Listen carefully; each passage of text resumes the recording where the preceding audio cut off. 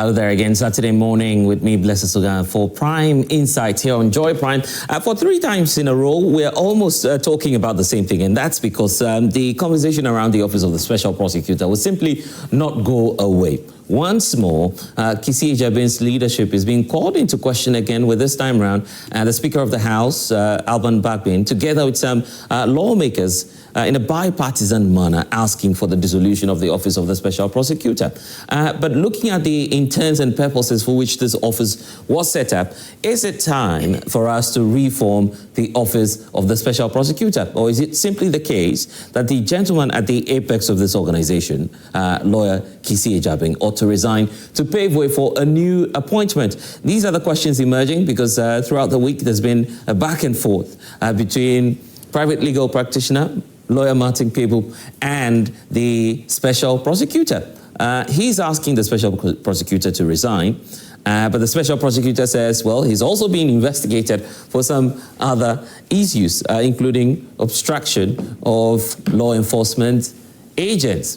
This issue has become very topical, with Parliament scheduled to hold a Special Prosecutor before the House to answer a few questions. In fact, there are more questions facing the Special Prosecutor as Ghanaians are asking, what has been the success rate in terms of prosecution at that office so far? All of these issues are bringing to the fore the need for us to have a conversation on the Office of the Special Prosecutor. I don't know what you think about that watching us from home, but look, Prime Insight is very interactive. We call it the battlegrounds for ideas. So you feel free to be a part of the show today by sending us your comments as we stream on all our socials. It's on Joy Prime. We're live on the Joy News handle as well. And then you can also get to, of course, send us your comments. We'll take them as we go on with the show. I have my in-studio audience who would also have their bite on this pressing national issue. And we're feeding that into the whole fight against corruption as a country.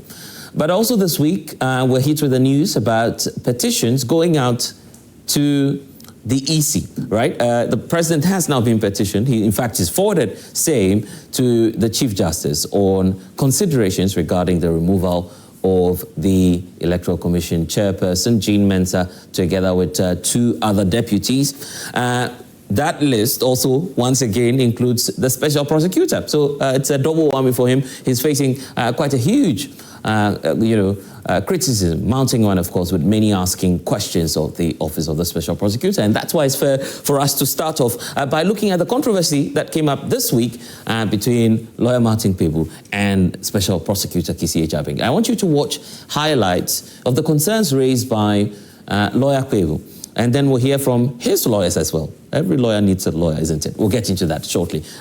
Watch these highlights. We'll be right back.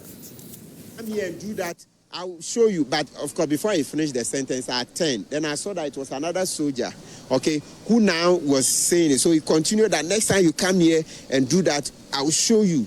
So I was like, why would you show me? What is illegal? What have I done wrong? You can't do anything. So I shot back that, no, you can't do anything. Then he said, you're a stupid man. So I looked at it. Immediately, I didn't see any reason why he would call me stupid. So I also replied that he's also a stupid man. So we exchanged words like that. You are stupid. Next time he repeated, you come here and do that interview again, you will see. I said, no, you can't do anything. You're also stupid. That was it. Then one of my lawyers came and grabbed me and pulled me. Whilst we were walking away, so like the distance between myself and the soldier, maybe 4 or 5 meters away, right? Yeah, 5 meters at least.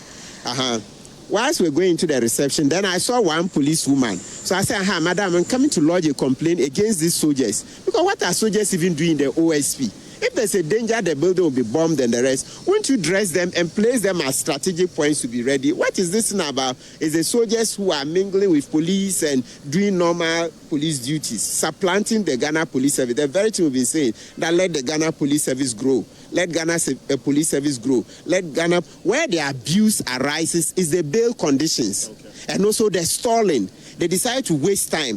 In the first place, when I finish writing my statement, this is a small offense, okay? So basically, exchange of words. I didn't attempt to hit the soldier. There was no physical altercation. It wasn't physical. I just spoke. I mean, no attempt to touch him, etc. So he just admit me to bail so that we'll continue from there. You believe alleged obstruction doesn't call for demand for landed property? Absolutely. So that's where I'm coming from. No, not landed property. Not like that. No. We'll be double checking. Obstruction of a public officer. It should go to the Ghana Police Service. All right. And so they said they were going to take a mark shot. They said, but me, establish your jurisdiction first. That's your mandate to do that. Is it corruption related? Have I been involved in a corruption related offense? Even that one, people are challenging it in court. That mark shot thing, like what they did to Donald Trump, blah, blah. So eventually, cool heads prevailed, and then they dropped that one. So that took quite a chunk of the time. So you didn't take the mark shot? No. I had to provide landed property that they inspected. Then they took measurements. They want to go and verify. So they themselves have taken the coordinates to be sure that the document is not a fraudulent one. So we should be a piece of land? Yes. And then third, we inspected the surety's residence. So 3 things we went to do. Have they officially charged you? When would they put you before court? No, that one is yet to come. Okay. I hope that day doesn't come because I don't know what the trial will be. It's just a precautionary measure they are taking. What is that trial going to be? So where is the obstruction? It's interesting. We will see how it will pan out in court. Okay. So they haven't charged you of anything? As if they want. No. We are obviously. So I'm reviewing all the facts. Definitely. After presenting them, you can know that I'm not one to run away from such a fight. After the petition, we'll come back and assess this case for malicious prosecution. I will not hesitate to say that this house, we created the office. And the office of the Special Prosecutor, if it continues to abuse his powers, then we may have to abrogate it. Let me place this matter on record that this house, we shall be inviting him to come and brief the house the circumstances under which he will detain a citizen under such whimsical circumstances. It is untenable. And yesterday, his conduct was frowned upon by the entire nation. Like we say in Chi, etua onyonku mua, etua duem, etua uhumudia, etua nipem. To wait, Mr. Speaker, when it happens to somebody and he's complaining about it, you see absolutely nothing wrong with it. When it happens to you, now you complain. So, Mr. Speaker, if he wants to invite the Special Prosecutor to come and answer why his friend, and today he's complaining because it is his friend, the minority leader, Osahin, has been raising this matter over and over again, that the investigative bodies are weaponizing their powers, are imposing onerous bail conditions. In fact, Mr. Speaker, in instances where you don't even expect them to detain, because you've invited a man, he has appeared, he's provided information, you know where to find him. There's no basis to detain him. We on this side, if indeed they extend that invitation, I'm not sure we will object. We won't object to it. But perhaps our advice will be that all the other investigative bodies that are being weaponized, which have been complained about, which they turn a blind eye and a blind ear to, maybe, Chief Whip, you should add it so that we can do a non-partisan, diligent job in the interest of the public, because precedents are being set. Right, Kojopo Nkrumah there, together with Roxanne Nelson, for all MPs, bipartisan support on the need for the OSP to be reviewed in terms of its acting and opinion issues. This is what I want us to do. I'll get the thoughts of my audience as to whether or not we should be dissolving the Office of the Special Prosecutor shortly. But let's hear from lawyers for Martin Kpebu, because that will provide us with some grounding on where we are now and what the status of their client will be in the eyes of the OSP. Marcelinus Bia is counsel to lawyer Martin Kpebu. Good morning to you, sir, and thank you for joining us. Is it all over? Is the case settled as of now? What official communications do you have to that from the Office of the Special Prosecutor? Mr. Soga, good morning once again, and good morning to all your viewers across the country. Yes, I don't think the matters are still settled, not at all. As much as I am aware, we are even billed to appear before them somewhere next week. Again, in relation to the matter of obstructing an officer of the OSP, in relation to a matter of obstructing the officer of the OSP, and not with the substantive matter which concerns the allegations that Mr. Kpebu had brought against the OSP. Yes, so I'm very much... I want to get this. Were you expecting that the process would be this long? Or this is a new thing altogether, you just went there and that's the surprise element to you? Yes, it's quite surprising that this matter came up. I strongly believe that this is another way of obstructing the entire process of looking into all Ghanaians reviewing the allegations being brought against the OSP by Mr. Martin Kpebu. Because let me just give you a narrative as to what happened on the third day. Yeah. So we attended upon their invitation. So we're basically their guests. And when we arrived at the premises of the Office of the Special Prosecutor, Martin sought to grant an interview outside the premises of the Office of the Special Prosecutor. So he went out and had that interview with some media personnel who were waiting to hear from him and to hear what his expectations were. So upon his return, he walked through the gate. So I was about, let's say, 50 meters away from the gate, and I saw him walk through the gate. And even before he walked through the gate, I saw that the police officer at the checkpoint, that is at the main entrance, looked in the direction to which Martin went into their cubicle, that is their stationary point, and picked a rifle and marched toward the direction in which Martin had left.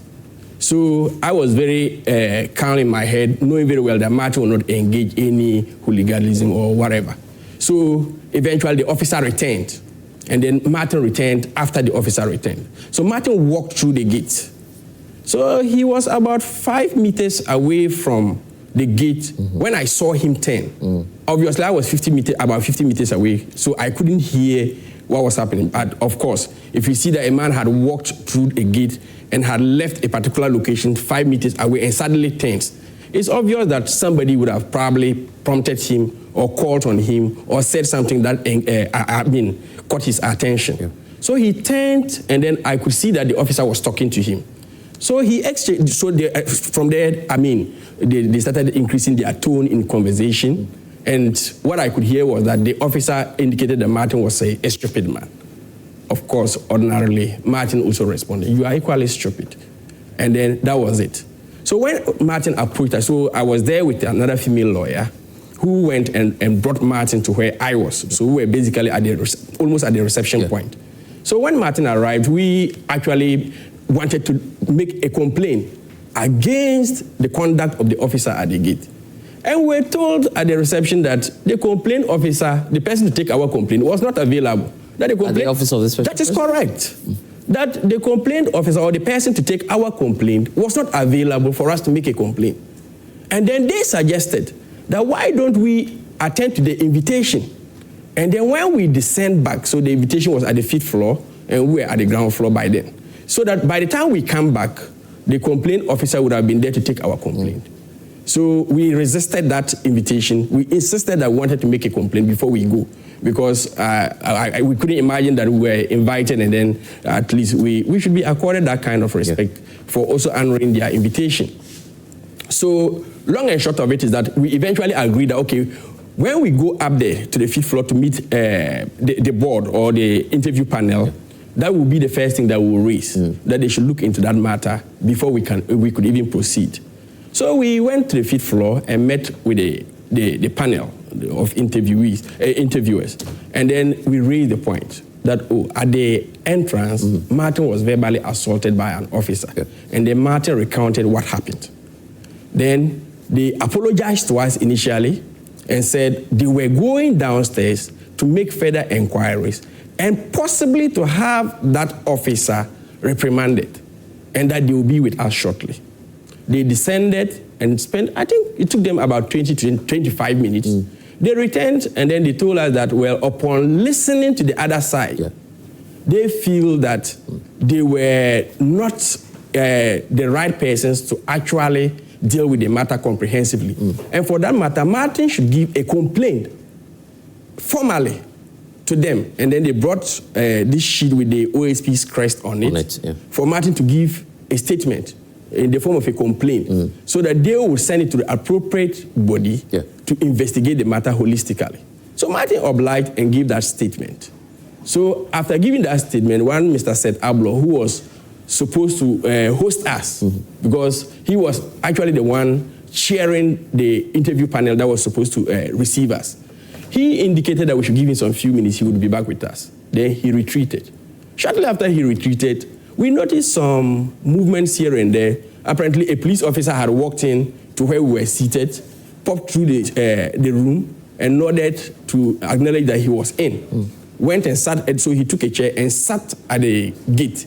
So Martin laughed over it and said, have we observed something? Is it the case that we are now under arrest? So we didn't take things seriously, and then eventually Mr. Ablo returned. It was when Mr. Ablo returned that he told Martin that, well, upon further investigation, they are now minded to charge Martin with obstructing an officer of the OSP. We were quite surprised, because you, the very person who invited us by a letter, in which you stated that your interview was a neutral fact-finding committee. That's what you were told. That is correct. That's what it stated clearly on the letter, that it was a neutral fact-finding committee. So in fact, when we even got there, so mind you, we were there on 2 previous occasions, and we raised objections as to the capacity of the OSP to investigate allegations that have been made against the OSP itself. And we made certain suggestions. One, we suggested that they could constitute some board members to hear us, at least they are above the occupant of the SP position. So they took those objections and adjourned the matter on 2 different occasions. So on this 3rd visit, we expected to now meet the board, or some members of the board. Only for us to still meet the same 2 individuals who had presided over the meeting at the previous setting. So this arrest, how come you ask us to bring a landed document? I think that also became another controversy. Yes, in fact, that was really the shocker of our time. Because when eventually it was clear to us that Martin was not going to be let go, I had to quickly arrange for these documents to be brought. So Martin instructed me to pick some landed property documents that were in his office. And if you know where the OSP is and where our office is, just about some 10 minutes drive. So I dashed to the office, pulled out these documents, and by the time I returned, I was told that Mr. Ablo indicated that he could not wait and had left. Apparently, their strategy was it was clear to us, right from the moment the police officer came to police us, that we're not going to be left off the hook easily.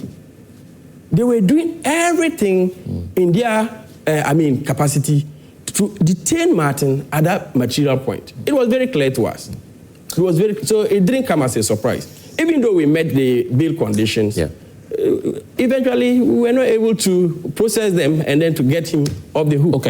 Let me just point out that we have Janet Nabila, founder of the People's National Party, also joining the panel for today, and ELIKEM Kotoko, Deputy CEO, Forestry Commission, also Deputy National Organizer for the National Democratic Congress, also joining us. Just for us to close this chapter, so we can get more questions to you. So what will happen on Monday? Because you're saying that, many of us thought that this was the end of the process. You're saying to us that the OSP is asking you to come on Monday. Yes, somewhere next week. Somewhere next week. What are you expected to do there now? Well, I don't know what is up their sleeve this time around. But then we have made the bail conditions. We don't know their next move. So would this be about the corruption case or the obstruction? Oh, it appears for now the corruption case has taken backstage. It appears for now the allegations of corruption against the OSP has taken backstage. Like I indicated in my earlier submission, the issue or the matters in relation to the obstructing the OSP's officers, it's just a mere diversionary tactic. It's a diversionary tactic in the sense that is not even matters that we should bother ourselves with. And the charge that I heard Mr. Dako explain on radio that he was charged under Section 69 of the OSP's. And I was dumbfounded because if you look at that particular section, it says obstructing an officer who is performing a function under the Act. So what was this function that this officer was performing that Martin Kpebu had obstructed? Manning a gate? Is that a function under the OSP's Act? The OSP's Act lists functions of the office. And manning a gate is not a function under the Act. So to charge Martin Kpebu under that particular provision, to me, is untenable. Have you demanded the presence of the Special Prosecutor himself, at least to explain a few things to you? Oh, so we couldn't have, of course, we can't demand his, I mean, we cannot call the shots. We were rather at the receiving end. But I remember when, so for instance, when the officer insisted that they needed to go and see the landed properties, and from there we'll be returning back to the OSP. We asked him, because we were done with the paperwork. So we, look, we all need time to do our work. So at least let us finish with the paperwork in your office, move out, and then we can go and look at the properties, verify the location of the property, verify the residence of Martin Kpebu, and verify the residence of the surety. And then we call it a day. So the officer insisted. So we also stood firm. But at the end of the day, well, so that was when I requested that, you know what, Mr. Officer, I know you are working under instructions. Can we escalate this to the next in command? So that at least if we disagree with you, there should be somebody above you who should also come in to explain certain things to us. In any way, you said when we go and we, upon our return, we have some further things to do. Can you explain to us so that we also know going forward what is expected of us? We don't want to be caught by surprises. So at least let us know what is expected of us. So that by the time we return, if we needed to make certain documentations available, there will not be, any further delays in doing that. I see. I don't know if anyone in the audience has a question for the lawyer to Martin Kpebu. Any questions or any points for him? Come on. Yeah. Blessed. Yeah. For all intents and purposes, the office of the Special Prosecutor is a good office until the appointment of Kissi Agyebeng. I have said it on different platforms that ever since Kissi Agyebeng was appointed to that office, he's been a complete mess. In fact, Kissi Agyebeng has organized press conferences and social media posts more than the cases he has filed in court. Because this is a person who is supposed to update people on happenings on corruption issues. Yet, he takes a delight in social media activism. That is how I'll put it. And to me, whoever recommended the appointment of Kissi Agyebeng has done this country a great disservice. Because now, based on qualification or what? Because I mean, no, great service as in the person who is appointed there. The state is spending much on the office as compared to what he's getting for the state. Can you tell viewers how much the Kissi Agyebeng has been able to recoup for the state ever since he was appointed? Yet you see the intimidation, using the office for personal vendetta, personal scores. That is what he has reduced the office to. And that is why, to the extent that even Speaker and Parliament are considering scrapping that office, should tell you how badly he has managed that office. Because this is the time that the office should have been having a good image, we know the challenge of corruption we are all faced in this country with, trying to rather support it, to live up to the task of minimizing the corruption-related issues in the country. But for it to be thought of being scrapped, should tell you that he has rendered the office to be one of the useless offices we are now having in the country. I don't know if you agree with him, do you? Yes, to an extent, I agree with Kamau because, I believe that the intention of the former President Nana Addo for setting up that office was for the good of this country. Aside the economy issues and also issues regarding, by far, corruption, like economy issues. Corruption is one of the things that comes up anytime we are, a president is being elected. So Nana Addo, for one, thought that yes, he should set up this office, and it was with good intention. One of the persons who, at the initial stage, gave some remarks concerning the appointment of Kissi Agyebeng was the Honorable Kennedy Japan. Yeah. At the time, many people had, came after him with so much backlash, and I think today it's self-evident that what he's done, like Kamal cited, if you compare the budgetary allocation to the office, this year he's done about 146 million to the office. Next year, almost about 158 or 168. And when you look at the output, for me, it's at variance.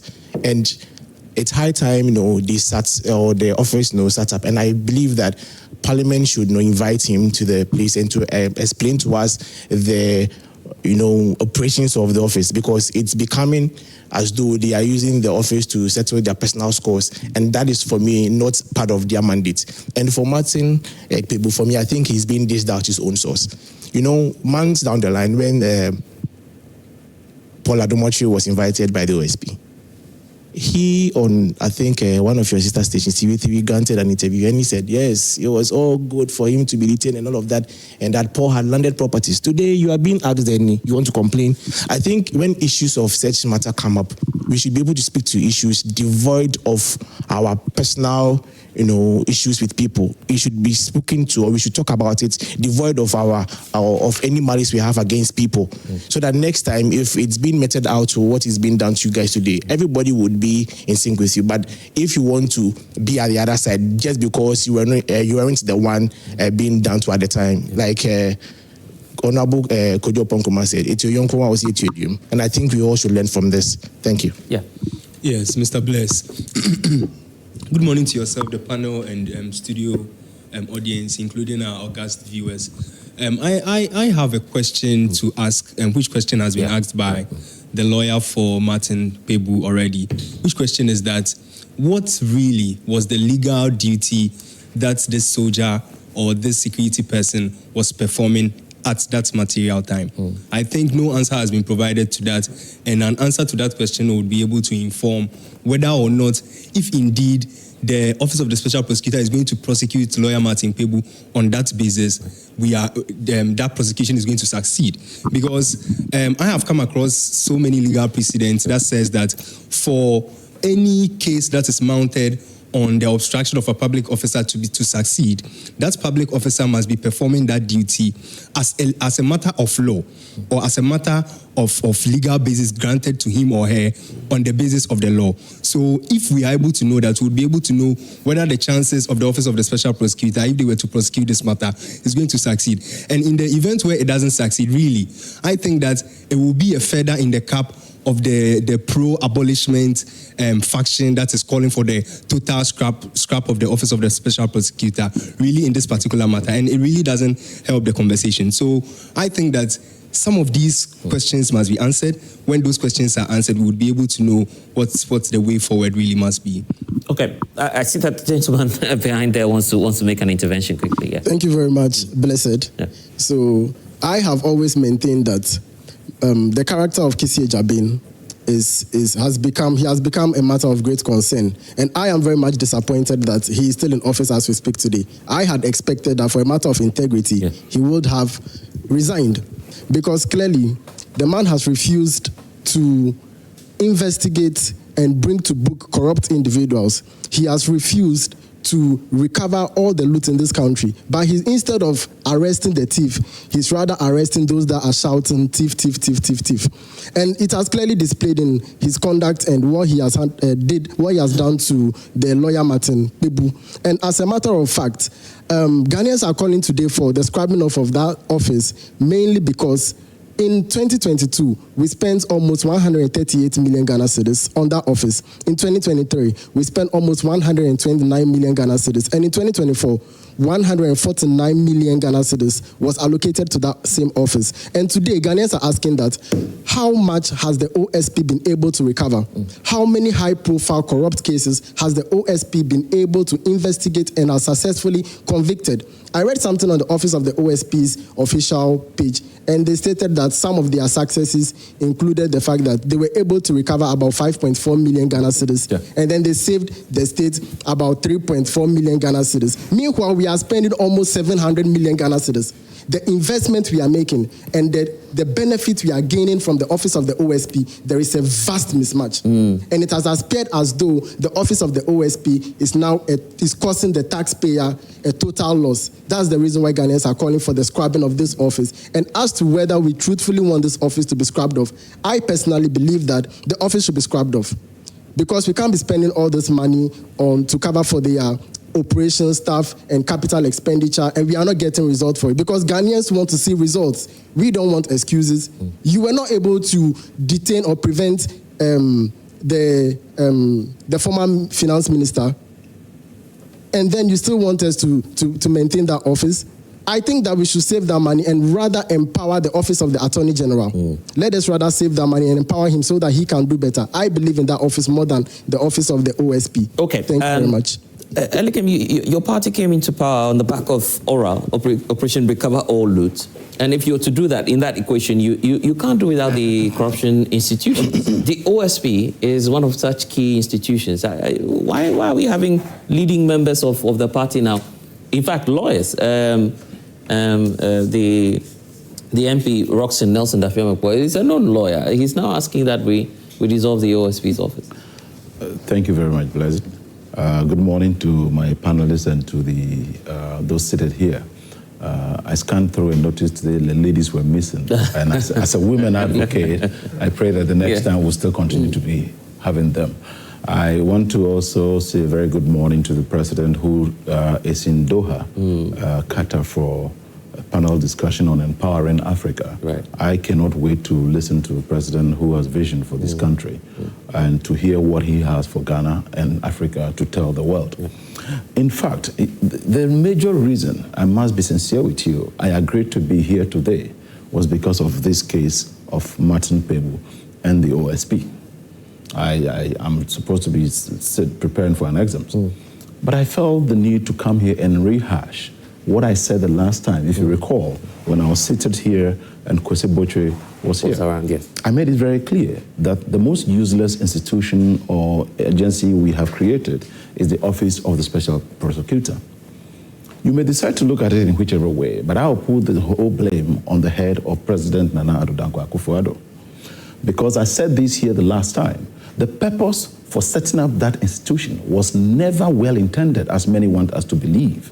It was intended to hound people of the past who they thought were so corrupt. They thought, because they said all manner of things. Are you speaking for the former president, or you are? No, yeah, I can deduce from all of that, and by my conclusion, after my conclusion, you'll get to know. And so when you look at all of these, and you recall the Euphoria Office of the Special, it was a strong campaign message. But this was at the back of what President Akufo-Addo said earlier, that he was going to decouple the Ministry of Justice and Attorney General in order to fight corruption, and that was the best thing we all felt was what was supposed to be done. But maybe some Messiah, economic whiz kid, or somebody else came from somewhere, or Pluto or Mars, and suddenly convinced the team that they need to set up the Office of the Special Prosecutor. And when it was set up, from the word go, you could tell. And especially after the resignation of Martin Amidu, that should tell you that there was a certain mischievous mission that was being perpetrated, for which he opposed, to the extent that the person fighting corruption, the prosecutor, had to come and insult, or further, rather make us know that our president is not only a failed leader, but a very corrupt one who could be equated to a corrupt, the mother serpent of corruption. Significantly, the lowest moment in Ghana's history where a president can be condemned to whatever level. Today, as I sit here, I believe more than 1,001% that the previous regime, President Nadu and his people, were as corrupt as the mother serpent of corruption. Now, when Martin Kpebu left office, again, these same apostles were making so much noise and touting the credentials of what's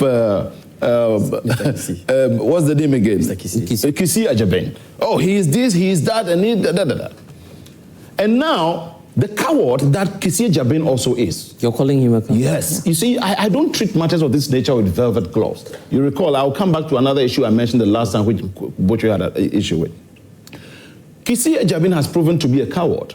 After the NPP had left power, then he now came out to be telling us that at the moment there was nothing he could do. Well, we agree. But why couldn't you have at least mentioned it? Or even resigned? Maybe you were enjoying the benefits of the office, and for which reason it made it very difficult for you to resign, and so you want to still hold on, believing that when the next government comes, you will do that and now engage on vendetta. I mean, what he did with Martin Kpebu was the last straw to break the camel's back. One would have thought that he, being a lawyer, pardon me, would have been wise enough to know that what happened there was a no-no. And unless maybe the soldier or the other people there didn't even know Martin Kpebu. But the question is, must you know somebody before you perpetuate stupidity to them? And this is where we are today. And I support the parliament fully that we should scrap that office. And I have maintained. It could not be the case that you, the political class, you don't like accountability. So no, of these institutions because in the NDC, for instance, it has been maintained that there was no need for that office.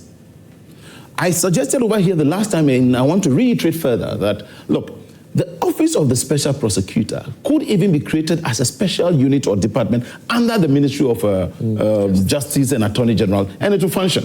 Now we are spending millions on somebody who is moving about with military men and trying to intimidate everybody. And the reason why many even fear to talk about him now is that a lot of people feel they maybe have some cobwebs in their wardrobe, so they don't want to go after Kissi Agyebeng. So they are careful what to say. But that is why I'm repeating here that Kissi Agyebeng is a coward, and what he is doing is tarnishing the image of the office. He is further letting us know he is also a chief of the very old bloc that appointed him. And so when I hear people even want to condemn him, it is because these are the people they handed over to us. This is the last relic of the previous administration. Because they were present this man so well. This is what they gave to Ghana. The same way many Ghanaians believe that they were not happy. You've heard the refrain that when you fight corruption, corruption will fight back. It's not as though it's a binary, it's not a zero-sum game that, well, if it's not doing anything, then it's a case that is very true. Nothing so will what stopped if you go to court, the other side will also fight back, isn't it? What stopped him from updating us? The numerous press conferences he kept holding, just like the minority is also, they are in a competition of press conferences. And he could not, in those times, tell us anything about the factors that are militating against the smooth running of his office.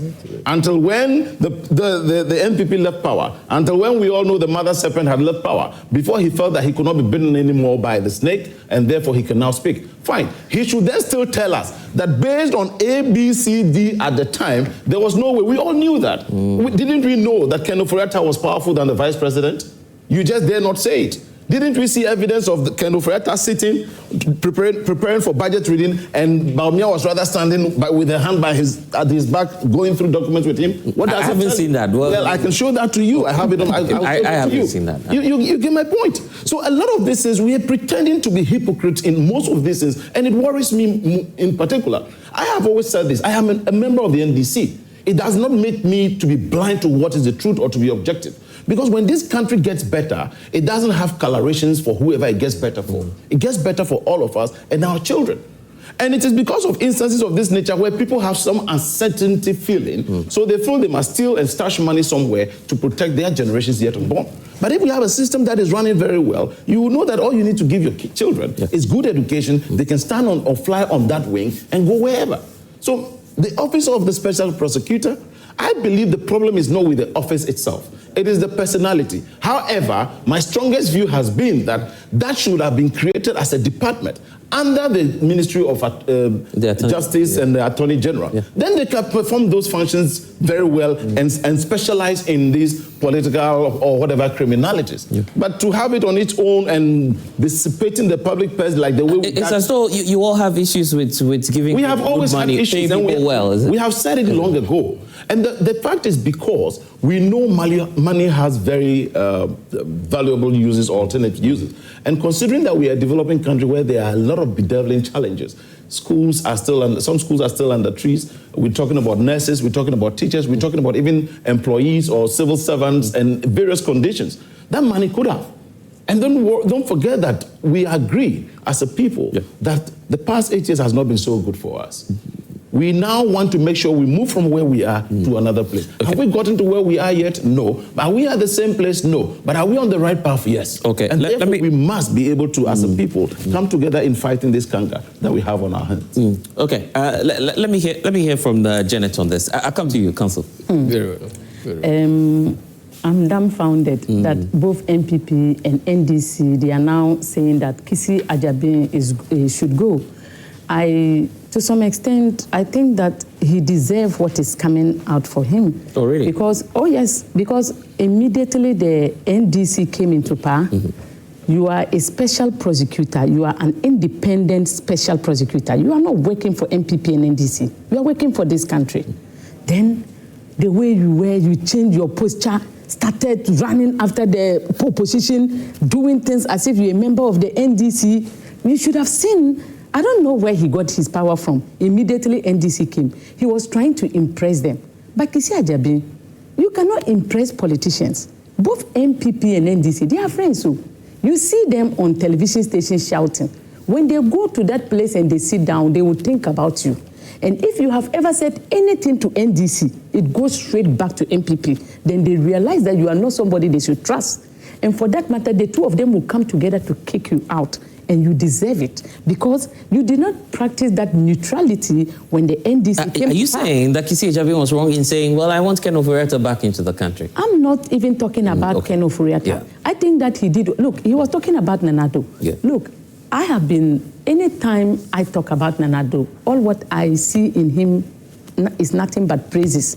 Because this is a man who went and picked an IGP who turned out to be nemesis in his own party.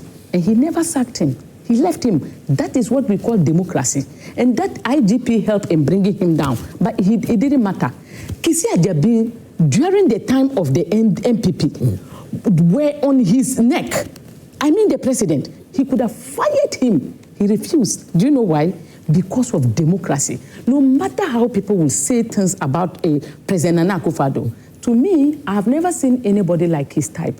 Someone can follow your party, pursue you, try to bring you down, and you still allow the person to hold his job until the person he helped came and removed him. Are you saying President Akufo-Addo should have fired Kissi Agyebeng longer? No, I'm saying that if it were to be NDC, they would have fired him. Look at when President Mahama came, IGP, he did away with him because he knew that this guy cannot be trusted. If I could stay in the opposition and the way you are closer to me, you would do same thing to me. That is why I'm saying that with Nana Akufo-Addo, I think that man is a mighty man of value. So no matter what we will say, on those aspects, I always respect him. So back to Kissi Agyebeng, I think that now, I think we shouldn't scrap the office. I'm happy that both MPP and NDC are against him. This is the time for him to go. That knowledge prosecutor that they gave in court, he should bring all of them back into his investigation table.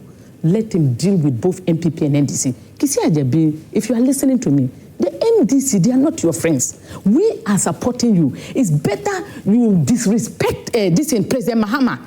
And then they start... you can't use... Wait, when I say disrespect, refuse to collaborate with him when there is... you should reframe that. Refuse to collaborate with President Mahama. I'm coming. Refuse to collaborate with President Mahama.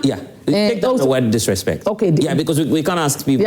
So, you can... I think you should never collaborate with Mahama when it comes to corruption issues. Not only President Mahama, and even the NDC. Do not collaborate with them when it comes to you fighting corruption issues.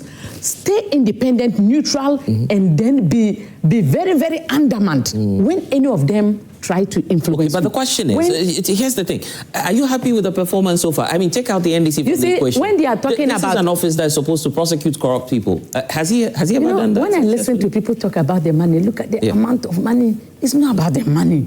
It's about what? Even the euphoria of creating that there is a decent who will come after you is enough. Really? When you look at so you want us to be giving money to someone whose job is to prosecute and. It's not a matter of, it's not only the prosecution. They said it's also to deter corruption. Do you understand? So the prosecution and recovering of assets is one thing, and then even denying or preventing corruption is another.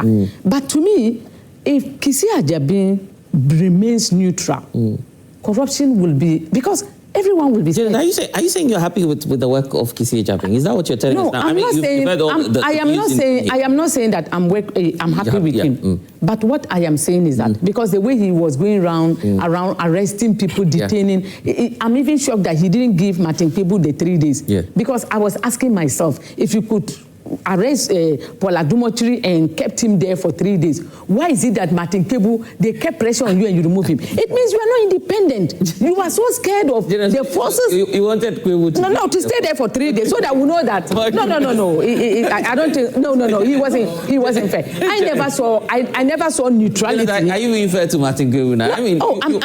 I'm fair. Martin Kpebu was... Martin Kpebu to sleep in there. Just like the way Paul also slept for 3 days, Martin should be there for 3 days, and they would have known that this special prosecutor is not respecter of persons. But look at when they get pressure on them, they quickly release him in the night. It pained me to the core. His lawyer is here. It pained me to the core. So I'm so sorry, but I just wanted neutrality to even you could have done that for maybe 4 days, so that people will know that Martin, even because of the pressure that was coming, he added an additional 1 day to let them know. You have issues with Kpebu? No. Martin Kpebu is my. I've ever contracted him even to do something as a lawyer. So he's a very good friend of mine. But I'm saying that. But you wanted him to spend 4 days. No, like at least some 4 days. Counsel, is it the case that there was even one question for you, someone asking you the question that, look, when it came to the issue of landed property, your client was very vociferous on that, asking the OSP to go ahead. Now they are applying the same rule to you, and you don't seem to be happy about the demand from the OSP now. So it's quite intriguing when people compare oranges with apples. You see, in law school, they will teach you how to distinguish cases. And this is one of them. Paul Adumochiri's case can be distinguished from Martin Kpebu's case. Obstructing an officer of the OSP. What is the nature of the offense? What are the consequences that follow if he were to be found guilty? These should all weigh in the mind of the person granting bail. What were the allegations brought against Paul Adumochiri? They are totally different. So we cannot be saying that there should be equalization on those bases. Yes, he was being investigated. A Christmas tree. It borders down onto financial misappropriations. It borders down to financial misappropriations. So you see, it has financial implications with what Martin Kpebu did. If you go into our law, it's, to the best of my knowledge, going to be a misdemeanor. It's even entitled, or the person who would have found him guilty, that is by a court of competent jurisdiction, might even end up fining him. But the Supreme Court is clear in its ruling that all offences are bailable. That is correct. Yeah. So but now, that doesn't apply to... In considering, in considering the bail, you see, the issue of bail is clearly discretionary. So in considering the bail, you ask yourself, so what is the nature of the offense? It must weigh in your mind. What is the punishment for it? Okay? And then you now consider whether or not the person is likely to be a flight risk. Will the person run away? Because you are considering the nature of the offense and the punishment for it, because the person might run away from justice. So you see, that is why Martin Kpebu kept reiterating that, look, if Kissi had applied the same approach in dealing with the Ken Oforiatta matter, would have been better off today. By now, some properties would have been the subject matter of a bail, and then he could go into execution of that bail. So, but you see it, somebody who is alleged to have committed heinous financial crimes against the state has been left to walk out. No arrest. I've read on social media, some publications that did we expect the OSP to go to the airport and handcuff people fleeing away from justice? Yes, it is expected of him. So if he cannot handcuff the people who fall within his mandate, then what is he doing with people who do not even fall within the mandate that he's been given under the Act? You see, so the issue of Paul Adumochi, and mind you, if you listen to Martin Kpebu carefully, Martin Kpebu never rejoiced over the fact that Paul Adumochi was asked to bring landed property. The question was that Mr. Ochre did not have a landed property. And that was when Martin said, no, it is unbelievable to think that at least a person of in the caliber of Paul Adumochi wouldn't own a landed property in Ghana. That was his remark. You can go back and listen to him carefully.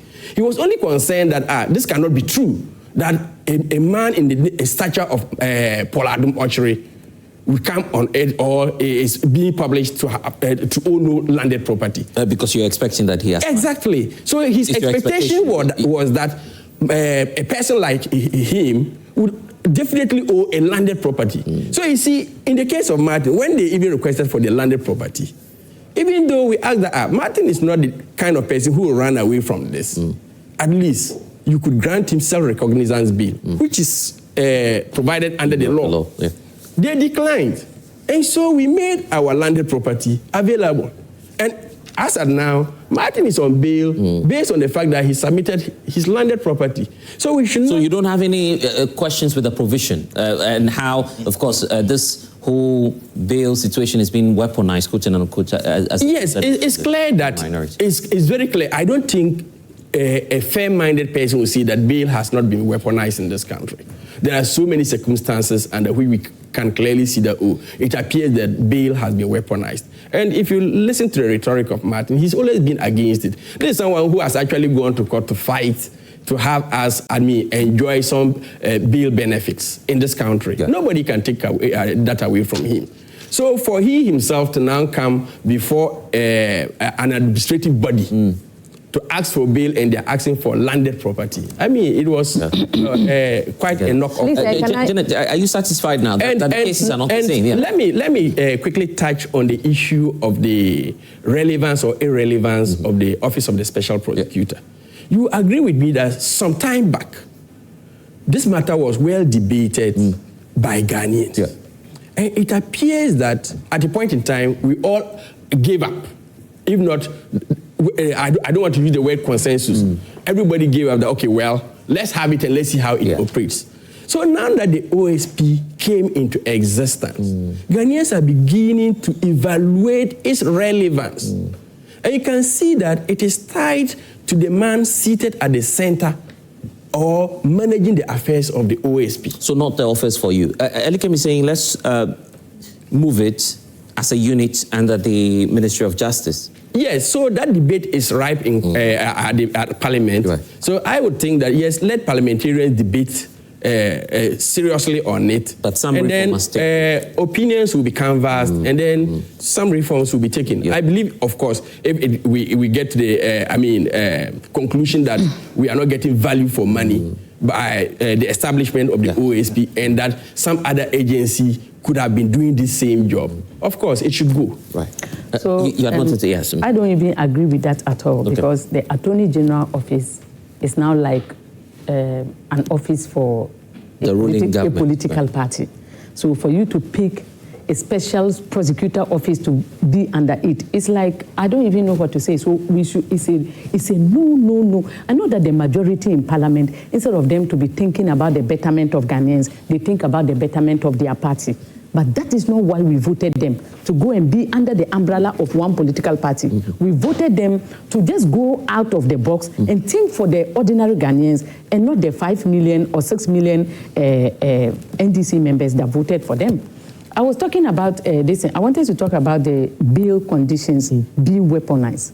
I've gone to meet the Yoko boss, someone that you claim stole something like 5 million, and you are following the person and you ask the person to bring a bail condition of 10 million. So I asked the person, if I have 10 million, will I steal 5 million? And you are asking me to bring a bail condition of 10 million. He told me, but if the person... It's not a bounty on the kind of criminal acts you are suspected of committing. You heard him saying that discretion. How can your discretion tell you that somebody who stole 5 million, you should ask a bail condition of 10 million? If the person had 10 million, will he steal the 5 million? So what it means is that people are using this bail condition to Janet, but you never know. You're not in the person's account. So it's not a matter of the person stayed in the. I'm talking about. Yeah, but you are asking the person for 5 I'm talking million. about this man. The probability is that you maybe have stolen 10 more million. Look at the number of days Akpalu stayed in office, asking people to help. This one will come, it's not up. This one will. It is unfair. I think it's unfair. Look, politicians in Ghana, they don't have money. No politician has money because they don't pass through the right source to get the money. The devil also use a whole lot of evil people around politicians. So when people are in power, you will see demons around them siphoning the money. You will steal a lot of money and have nothing. If they are out of power, within 2 years, you will see that they have nothing. That's why the PMP, we said when we come, this vendetta and witchcraft, we will not do it. You have stolen 10 million, spend it. Within 2 years, you will be left with nothing. We will put our efforts. We will put our efforts in closing loopholes, rather than trying to fight people who are. You take that money and go, but it will not take any dissent. So I'm saying that the bail condition that they usually weaponize to punish opponents is something that I think is a no-go area. We've never seen this. It is the NDC government that brought it into place, and I think it is unfair. They should remove it. And I'm happy that Martin Kpebu, who is a member of their party, faced it. But Martin Kpebu is not a member of the party. He's a sympathizer of the party. He's not a member of the party. I don't know for a fact if he's a sympathizer of the party. NDC. Yeah, but you see, someone is saying you sympathize with I don't know if... Oh, no, me, Martin. You sympathize with President Akufo-Addo. I don't know if... That's an extension of the NPP, isn't it? No. I'm being very fair because you have seen it. He removed he never removed the IGP. Let's defending your position now, yes. I don't know if sometimes you guys just want some satire in your program. And it will be unfortunate if that is it, because these are very serious matters. Allegations of trying to say that Martin Kpebu is NDC without validating it are an indictment on not only the person saying it, but even trying to again, even impugn or otherwise on Martin Kpebu. If you didn't have, you could say that you think, you suspect that he may be a member of Parliament, of the NDC. But that aside, you see, the president. How can this be satire? The president trying to. You think what you are saying is serious? Get rid of the IGP or replace the IGP. It's a constitutional right. That is something enshrined in the Constitution. So as if flouted any. And so you think that if because President Akufo-Addo appointed someone and President Mahama comes and feels that I need to replace you, then it means that the fellow is doing. I mean. I'm entitled to my yes, you are. That is the same reason why I saw it more of satire than any other. Because the truth is that President Mahama is very focused on what he needs to do. And if you recall, right from when even the office of the Special Prosecutor was being created, the NDC spoke against it. We have always spoken against it. It got to a point in time, the mantra was that you have your say, but we will have our way. So they have their way, and they have instituted it. Now let's watch and see how. Only for us to be told that the person who appointed me was a mother serpent of corruption because he was shielding his people. The very people who he appointed were even trying to summon me or calling me over to twist my arm, etc. Then the second Messiah came. Then the second Messiah who came seemed not to be so different from the other people, because before the first left, he saw what happened, he heard what also happened. And so he also became so careful. And it is just that as humans, when the new government takes over, you feel that no knowing the track record of the one that has come, I feel I can be able to be a bit vociferous. But that is where Martin Kissi Agyebeng had it wrong. Even if you were being suppressed, you ought to have made Ghanaians know that you were suppressed at the time. So long as you couldn't muster the courage to say it at that time, sorry, but that qualifies you to be a coward. The president has now forwarded the petitions for his removal. Martin Kpebu says he'll be, in fact, I'll come to counsel on that. He says he'll be adding his own version. I'm not surprised about the was the president not too fast in forwarding that, at least with for a few? Well, unless there are some examples. Martin is yet to send. You see, look, one thing you can take away from President Mahama, which I said before, is that he's become the most experienced president we are having in this country.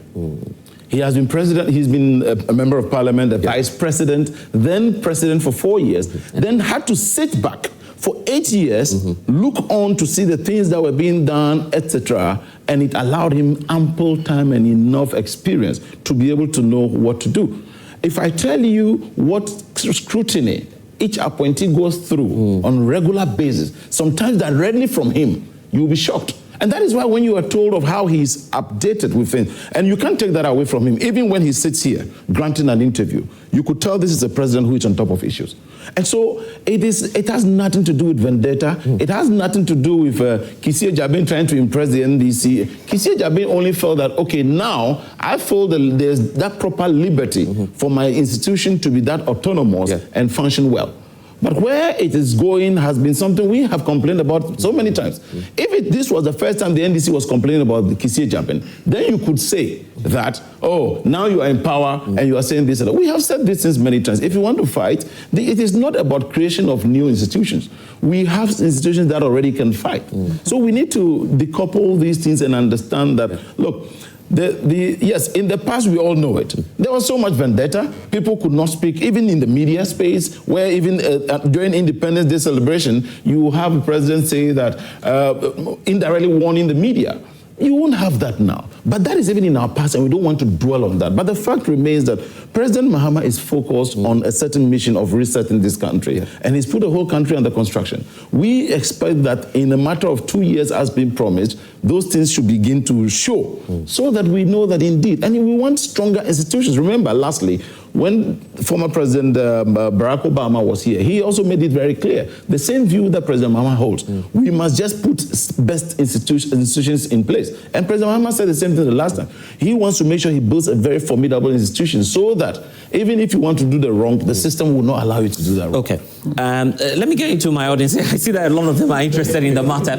I'll come to you guys. But counsel, please prepare. Please prepare. You'd have to deal with the claims Martin is making, that he now has he's gathering fresh evidence and more evidence to file a petition to the president. The president has already forwarded a petition to the Chief Justice. So I'm wondering what else will change about that. But so much interest. Yes, go ahead.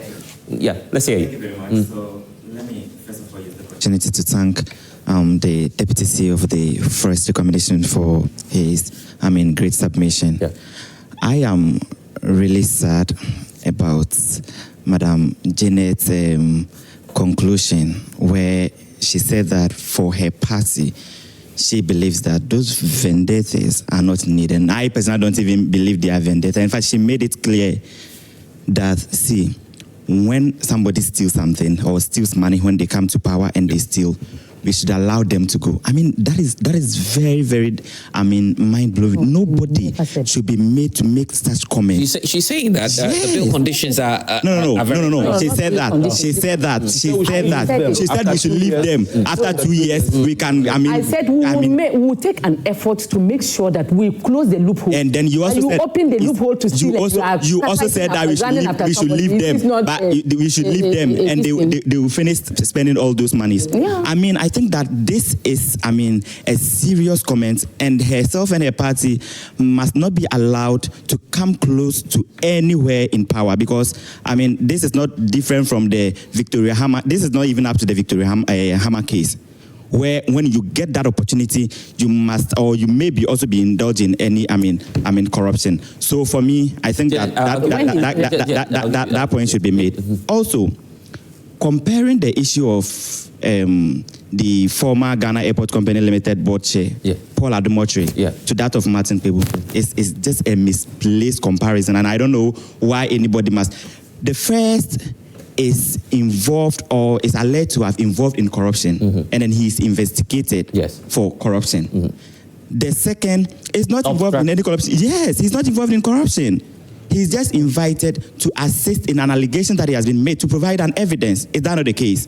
And then he goes there and he says that, and they allege that, you know, obstructed an officer from doing his duty. That is fair, that is different. But if I obstruct an officer, is that same to say that somebody who is, alleged to have involved in corruption, given, 3 days detainment, I should also be given same? I'm not sure that is fair.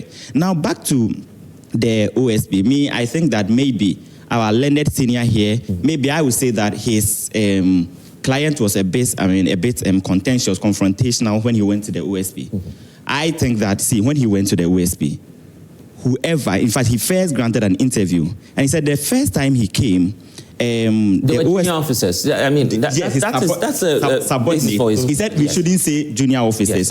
His subordinates, and he thinks that the subordinates are not in the right capacity to, investigate or interrogate him. And I think that was not right because, the OSP or the SP that you have alleged to have involved in corruption, he can't engage, investigate himself. So if he presents himself to, interrogate you, I think that why not report Martin Kpebu to the police service or to another agency? No, I am not saying, or that does not mean to say that the arrest was, fine or not. I am saying that when he went there, he was being confrontational. That is the only thing I have. That is if I may quickly come on, in relation to... I wanted them to finish, and then I'll give you very well. Yes, so that is it. But you see, the abuse of power of the OSP, it didn't start today. In fact, the former Attorney General, OSP, Martin Amidu, petitioned the president. The president submitted the petition to the then Chief Justice to whether there could be, a prima facie case to be established so that he could be removed. The Chief Justice said, there was no prima facie case, and then he should be asked to maintain his position. So let me conclude. So in conclusion, I think that especially when Parliament is calling him for him to come and answer questions, I think that is fast track. All right, okay, great. I think that if there is any case to answer, this is an icing on the cake where there is an evidence of an abuse of power, and for me that should even constitute his removal rather than go. Let's a quick one. Let's a quick one. Let's a quick one. Yes, there's also a gentleman. Yeah, a quick one. I am very surprised that ELIKEM submission, and I think I rather agree with his comments, the latter part of his comments. And this is the same NDC that criticized the appointment of Martin Amidu at the time when he was having his conference with the NDC. The now Attorney General even took him to court. Yes. Though they criticized the appointment of Martin Amidu, today they are here quoting his words that he called Nanado the mother serpent of corruption during his time. You cannot appropriate and replicate. And I think that it is clear that the actions of the OSP, it's one could sniff arrogance and abuse of power, around the actions. And I think that is what we need to address. The fact that Nanado can appoint somebody who was not in his party, Martin Amidu. He's saying that. I'm saying that if you look at the real reason for that, it was for him to go after the political opponent. ELIKEM is wrong on that because he cannot tend to let us understand or believe that Nanado's appointment or the creation of that office was to go after the past appointees. No. Right. Are we saying Oral is doing anything different? No, it's almost of the same thing that they're doing. But I think I am just trying to say that the fact that Nanado could establish that office and the former appointment that he made was from an NDC government clearly shows his good intention that he had in protecting the public purse. And I believe that we should rather look at the person involved in the office, and that the Mr. Kissi Agyebeng should understand that he's not above law, and he should take a chill pill when people come against him and his office and they are criticizing what they are doing. Yes. Okay, gentlemen, yes. Thank you for the opportunity. There's someone behind you also. Personally, I think if we are talking about the OSP or SP, we should differentiate it, because I don't think there's a need for us to scrap the office. Okay. Maybe if we have issues with the person, then we should advocate for the removal of the person, not the office. It looks like me. I feel now he has touched the eye of someone. Maybe he has touched the anointed of someone. That's why all of a sudden we are all talking about it. Yes, because from all my anointed. From all the things that has happened, it's not today. Those bail conditions, not today. And then he arrested people, it's not today. But all of a sudden, like we've come to a bipartisan approach that now let's remove him. The same person that we are saying we should remove him, he cleared the then presidential candidate, the president now. He cleared him. And then people said that comment that, oh, he has done well for clearing him. So now maybe he has touched the eye of someone. So I believe that if it's the personality, that's fine. Let's deal with him. I want him to go. If for NATO, he should resign. Because at a point in time, people were calling for the resignation of the then finance minister. He didn't resign. Now see what's happening to him. So if at a point that people that you think you are serving them, they want you to go, just buy out and go. Great. And then finally, I think when the deputy forestry commission, when he came here, he said that he didn't find any woman here, so he's an advocate for women. But then for you to say someone's comment is satirical, it's I think maybe going for it shouldn't be so. Thank you. Okay. Then a woman too. The pretenses. Please go ahead. That's what they do. Yeah. Good morning to you, Mr. Bless, and then your distinguished panel, and then my colleagues over here. I'm a bit sad. Not bit, like I'm very sad for my senior brother over there, Mr. ELIKEM. Listening to him this morning, I think that he's speaking like a foot soldier, because calling the former There's an advocate for foot soldiers here. Foot soldiers are very critical in every political party. I know that, but looking at the high office that he's coming from, I wasn't expecting him to, call the former president names like that. Let's hear you. Let's hear you. Yes, like a mother serpent of corruption. If you think that the former president has involved himself in the corruption in terms of anything, you are in government right now, right? You are in government. I think you should go and arrest him. He is talking as if they are still in opposition. You criticize the office that the former president established. In fact, he established that very office to fight against corruption. I mean, he laid a very good foundation. The office did not. He laid a very good foundation. And if you think... But I'm saying that today you have your, NPP MPs also supporting the call for the... That is no problem. There is no problem with that because of the performance, the output that the general public is expecting from the office is not coming, right? If so, if even myself, I support the scrapping of that very office, right? Because of the output, what we were expecting, and we are not getting it. So today, before the establishment of that very office, you criticize it. Today, you are in government. If you think that there is no profit coming from that very office, I don't think you should be sitting here criticizing the former president as if he has committed the crime that no one has committed before. You are in government. You have the supermajority in parliament. You can take it off than sitting here criticizing the former president as if he has stolen from the people of Ghana, but rather he has done something that your government for the past 11 months has not been able to do. We have to be mindful. We have a break to take. My panel also... When you normally start your intro, you say prime insight is battle of ideas. And I think for a government appointee, ELIKEM should understand that he's a government appointee. He's no more the national... Oh, but he's still holding the party. No, he's now... We are paying him. So when he's speaking, now he should speak with decorum. ELIKEM should speak with decorum, because the kind of words he throws about, if when we also decide to hold microphone to go on that target, he will be at the losing end, because we are now paying him. So he should speak as somebody who is receiving the taxpayers' money at the end of the month. Because battle of ideas should not end up you calling somebody that you bring people as if we want satire on the stage. Let's move now, talking about mother serpent corruption, he stressed over it, just as other people have said here, that when he cleared the president, you were fine, the then candidate, you were clear with it. You see, the person you call mother serpent of corruption has not done what the president, John Mahama, current administration is doing.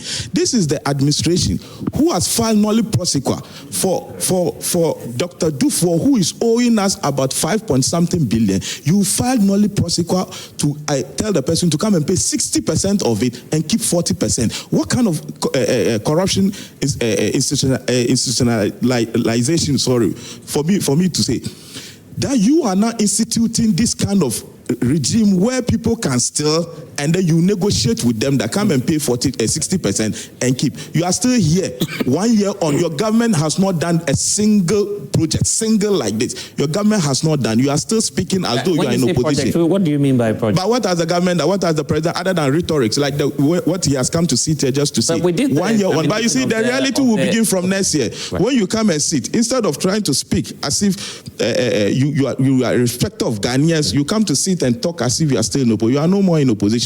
We'll hold you to that exacting standard. When you talk, we'll hold you by the horns. All right. Okay. You have to be brief because I need to take a break. 30 seconds each. Yeah, Blessed, thank you very much once again. But as we speak here today, we are having a very, very intellectual discourse. That is why I am very much disappointed in my brother sitting here in the studio. Yeah. And all their point is just as though to attack the personality of the deputy CEO, who has come here to bring forth. We came here to discuss matters on intellectual basis. He has given his reasons. You want to disagree with him? I was expecting my brother that he would give reasons why former President Akufo-Addo is not the matter serpent of correction. But he failed to give us reasons. This is somebody that spent about 58 million Ghana cedis on a hole, which is the most expensive hole in the history of the world. Right. And you stand here today to tell me the person is not a matter serpent of correction. Okay. I'll get back to all of you because so many comments. No, we have to take a break. But lawyer, you Special Prosecutor. I get that. It was my comment first. It was my comment first. But I wanted counsel to just counsel on the issue of the objection. Yes. So we have to take a break. It's very obvious that you, Mr. Soga here, cannot be called upon to investigate yourself. Okay. So I make allegations touching on Joy Prime, inclusive of your boss. I shouldn't be the one. You can investigate your boss. How would you now call or how will you reprimand your boss at the end of the day? Who will make that final decision? So it was only fair that, look, once allegations are made against the boss himself, if they were made against his subordinates, then he could constitute persons who were above those subordinates to deal with the matter. Okay. But the allegations were made against the boss himself and the office. With what he has said, I don't think I agree with him. If there are allegations against the president, we send it to Parliament. Parliament is their subordinates, yet they will make a decision on the president. Right. The judiciary, they are subordinate to the president. No, they are not. They are not subordinates. They are not subordinates. Is he not the one who appointed? Are they not subordinates? They are subordinate to the president. So they are not subordinates. On what the gentleman said about me. Ask him that his party, since the inception of our democracy, 1992 till now, how many people have they locked for corruption? Some people have been locked. No. Mention one person that we the NDC. know of the Jida case, is it? Jida case. Who locked? Is it the NDC that locked? Who did NDC lock? So you are here to just deceive Ghanaians that you are fighting corruption. I'm saying that rhetorics and those lies, when a PMP government comes, we are not going to follow that path. Because look at the National Service Secretariat issue. We have to go. There is a problem with National Service Secretariat that even the Auditor General advised the president that put a stop to it. Let us take over the account. The president refused. Yeah, I get that. He refused. How do you fight corruption this way? That some people have stolen, stop it. He said no. They should continue to be holding the accounts to do corruption. Who will stop it? And then all these rhetorics will go away. Blaise, I have not taken a different position from what I said, that some things are reduced to satire. Right. You can choose to also express your opinion on them. I am not moved by those things at all when I am convinced within me about what I am talking about. And that is me. The fact is that we cannot be talking of serious matters of this nature. I mean, you just listen to what again was submitted. I mean, these are serious matters being discussed, and it's being reduced to fun, and it's looking funny, and people will... So when you talk about funny, which one is funny? Respectfully, I have not even mentioned anybody. No, I'm just looking at you coming here to provide like a food soldier. You think that they were... When we get back, so much issues to look at, including the petition against the EC chairperson. Please stay with us. This is Prime Insight. I'll get back to my audience too shortly, and you also can join us by sending us your comments. We'll be back.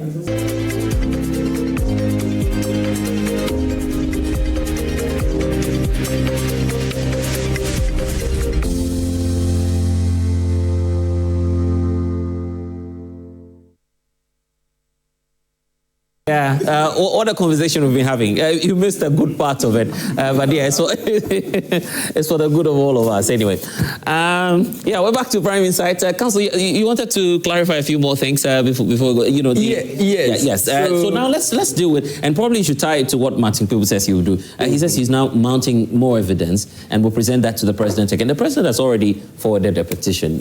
What's going to change now? I mean, because the president has received a petition against the special prosecutor. Yes. He's forwarding that to the Chief Justice. So what else is your client going to do? Yes, so definitely you don't expect that all Ghanaians will petition at the same time.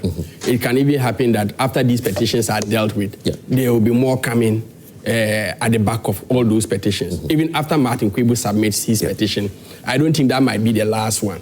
Because you see, what is obvious is that Ghanaians it appears that almost it's unanimous. It's a unanimous kind of thing that they have a problem with the individual who is the SP.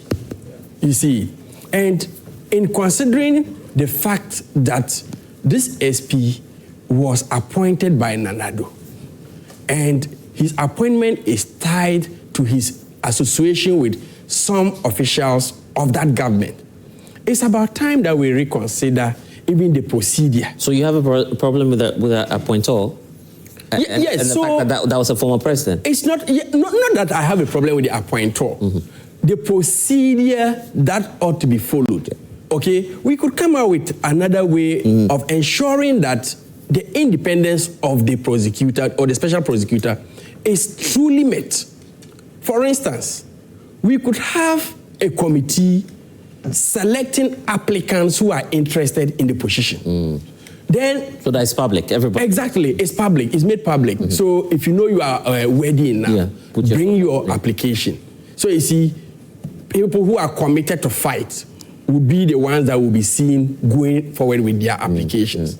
And then there's a selection criteria, after which even Parliament could also still take a look at the individuals who have crossed that threshold, and then eventually make a recommendation to the president by nominating.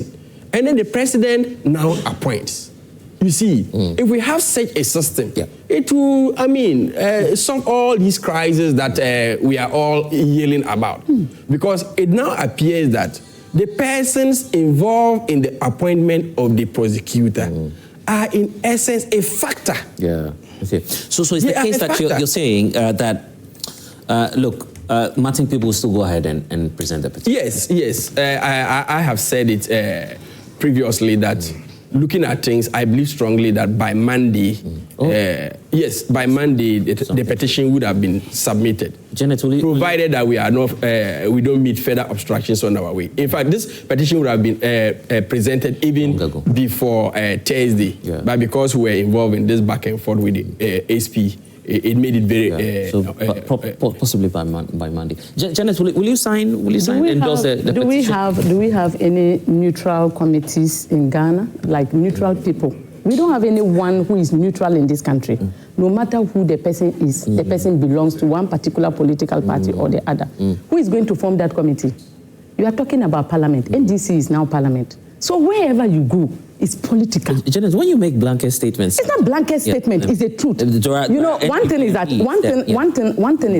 I know that Ghanaians at times we try to like sugarcoat words. I'm not part of those things. But those people, I am a different crop politician altogether who speaks the truth. Parliament is an NDC parliament. They are the majority over there, and whatever their decision stands. So you pick people to Parliament that it's an independent. Where is the independence? Who is even going to form the committee? Is it the president? if he's forming it, don't you think he will use a political lens to do it? Or who is going to form that committee? So let's not go there.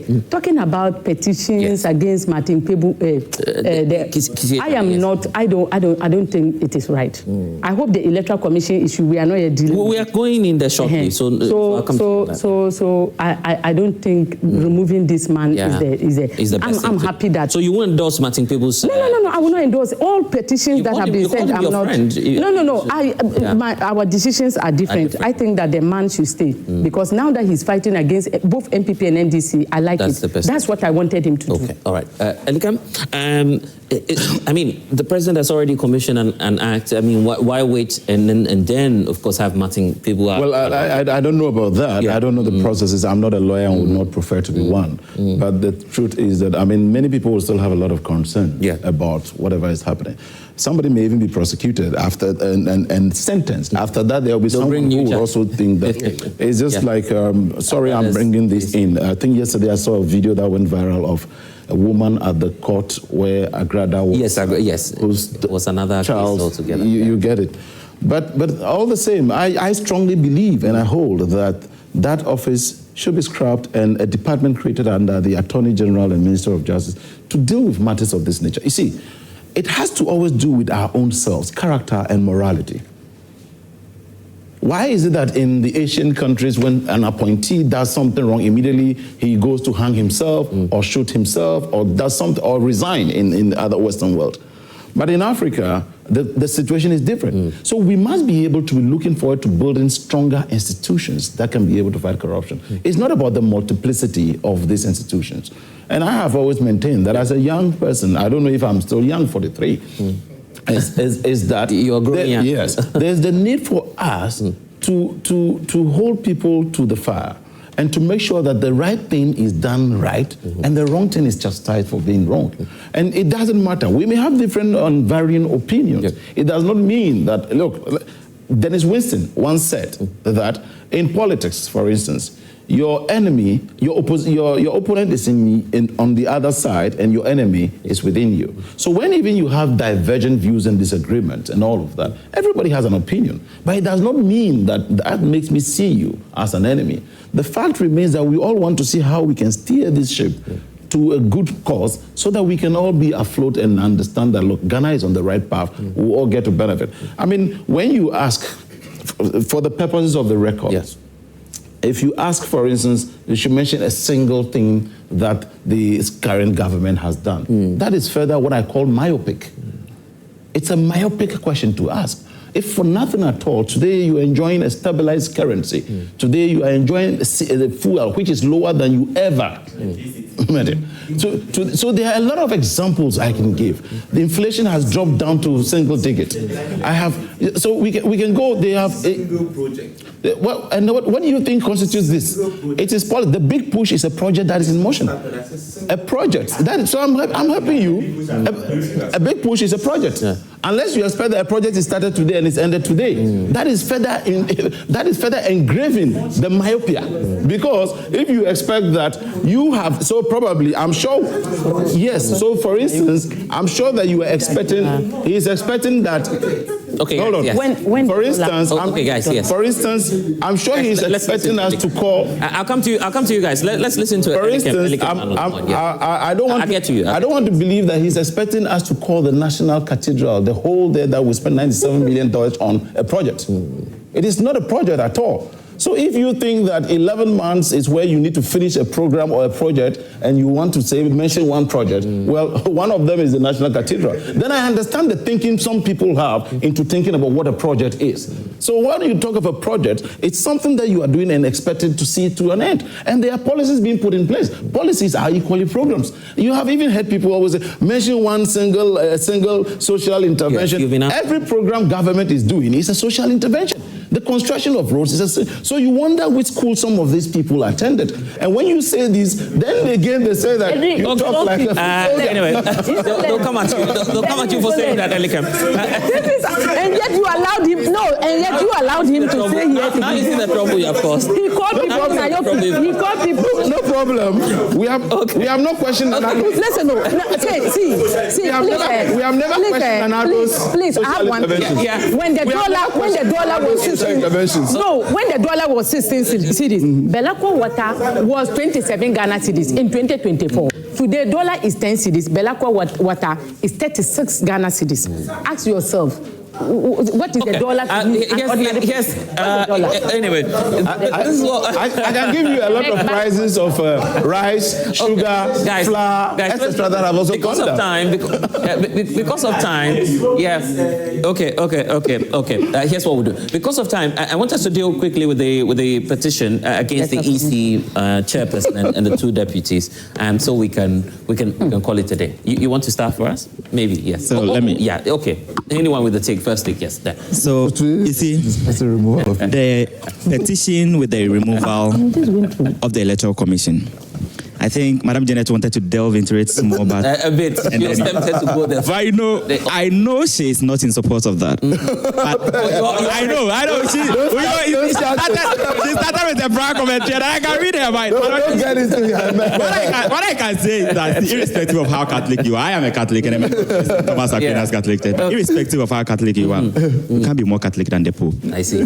Today, elements of the New Patriotic Party are calling for the removal of the Gen Mensa-led Electoral Commission. Oh, really? Yes. Yeah. The General Secretary. The General Secretary of the Electoral Commission. Are you sure?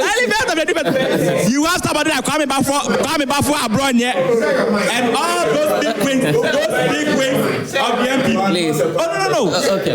I am not saying. I am making a reference. I'll give you the time. Don't worry, I'll help you. I'll help you with it. You see, the Electoral Commission has done what Professor Stephen Kukwuaza will call the cardinal sin of the Fourth Republic. The people of Sancho Kofi, Akpafulikwe, and Lolobi. That these people went for 4 good years without a representative. And if I were the Electoral Commission and I have some level of dignity in me, I would have resigned. I wouldn't even think about collecting salary. And in fact, when on the 9th of December, after she said, it is finished, if I were the Electoral Commission, that is when, after saying everything, I penned my resignation, and that would have been all. You see, the Electoral Commission has done a lot, and Dr. Bosman Asare, today he wants to be in office. After, the 2016 general election, Dr. Bosman Asare was in support of the removal of the Electoral Commission. He said they had credibility issues. What credibility issue goes beyond conducting an election and bringing out 7 different results. The court have held 1. It's 6 now. All right. No, it's 1. We only dealt it. Okay. The easy website, you see only 1 result. That's fine. But prior to that, how many results did we see on the website of the Electoral Commission? You see, prior to the 2016 election, Mami Gen Mensa worked at the Institute of Economic Affairs.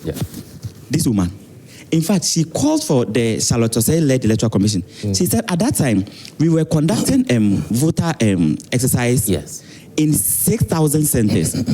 This is 60,000. This woman said, no, look, you cannot conduct, even after 2 weeks. She said, extend it for another 2 weeks for people to, have registration. When the Electoral Commission thought that, even after that, we will, go to the levels, district levels to do the registration. Yes, ma'am. Today, even chiefs, everybody, CSOs are calling you, we're calling you prior to the 2024 general election that decentralize this. Let everybody, do not disenfranchise anybody. Because she took the inalienable right, the right that can never be taken from anybody from the people of Sao. So she thought that was all. And then she went ahead. And then, Okay, you feel that should be one of the... That is even enough reason for her removal. It shouldn't feel she's gone. She's already gone in your view. Gen Mensa. Yeah. I don't know if Gen Mensa is able to extend beyond, you know, the next, I mean, you know, the next year, you say? No, the next year is, I mean, too far. Oh. But I don't see Jane Mensah, I mean, getting to even up to June next year. She must go. That's how far you wanted to stay. For me, I am not surprised at the posture of the NEC government. You know, the removal of the EC, Madam Jane. Have you heard the individual who did the petition? It was yes, Mr. Blankson, Joseph Blankson. Yeah, from within the exactly. So I'll come to that. I am not really surprised about their posture. Concerning the removal of the EC, because it was long said before they even won power. The Honorable Asedin Ketia made mention of the fact that when they were come to power, they were going to remove him. Her and the deputy. So it's not surprising. You see, I understand that we have a country to govern. Yeah. We have a nation to build. Persons or institutions of this sensitive nature, like the security, the EC, and the judiciary, for me, shouldn't be reduced to, political tenure. Exactly. Yeah. And I feel that we should empower them. If there are isolated cases where people have done things, at least we could address that issue. But when in the case of Jane Mensah, so listening to the man who petitioned the president, I mean, it's clear case of revenge, because according to him, he was interdicted, some years, I think 2 years back, and he's not been at post, and he was waiting to be recalled. He's not been recalled, so you know what? So you could clearly tell that it is just a case of revenge. But for me, I think that looking at what they did, the NDC, what they said before they came into power, the security officials at the military capos, like we're taking off. We have our judiciary to done same to them. The IGP same. This one was long coming, but I feel that we have a nation to build. We have a nation to govern, and I only believe that, like the legal terms they use, what was the name? We give the EC, the chance for them order pattern. Yes. Fair hearing. Exactly. We need to hear their side of it, and let's see what it goes. But for me, that is what they pre-planned, and that's what they have been. All right. All right, Blessed. The plot and then the scheming to get Jane Mensah out didn't start today. It started way back 2018. The pause. 29th December. ELIKEM, please. 29th December 2018. But why are you all coming? I think